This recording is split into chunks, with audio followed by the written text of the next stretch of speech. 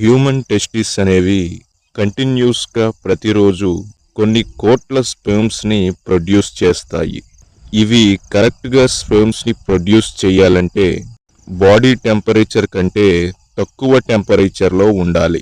అందుకనే టెస్టికల్స్ అనేవి బాడీకి ఎక్స్టర్నల్గా బయటకి ఉంటాయి. ఎందుకంటే వాటికి కూల్ టెంపరేచర్ కావాలి. అది కూడా టెంపరేచర్ని బట్టి లేదా వాతావరణంలో వేడి ఎక్కువైనప్పుడు బాడీ నుండి టెస్టికల్స్ దూరంగా పంపించబడతాయి. సమ్మర్లో మ్యాక్సిమం టెస్టిస్ కిందకి జారిపోయినట్టుగా ఉంటాయి.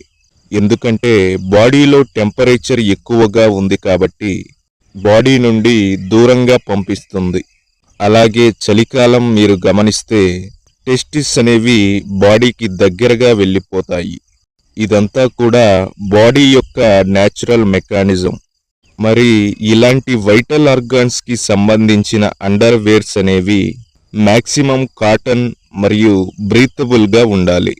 ఎవరికైతే థైస్ కొంచెం లావుగా లేదా నడిచేటప్పుడు రాపిడి తగులుతుందో వారు ట్రంక్స్ వేసుకుంటే బెటర్.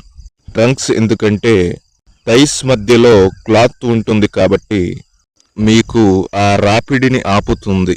లేదంటే అక్కడ ఒరిసిపోవడం, దాని కారణంగా దురదలు మరియు ఇన్ఫెక్షన్, అక్కడ పద్దాక గోక్కోవడం, దానివల్ల చేతులు జననేంద్రియాలకు తగలడం, దానివల్ల ఉత్తేజం కలగడం లేదా సెక్సువల్ ఎక్సైట్మెంట్ పొందుతారు. ఇవన్నీ కూడా బ్రహ్మచర్యానికి నష్టం కలిగించే వ్యవహారాలు. అలాగే చెమట ఎక్కువగా పడుతుందంటే వారు కట్ అండర్వేర్స్ కంటే బాక్సర్స్ వేసుకుంటే బెటర్.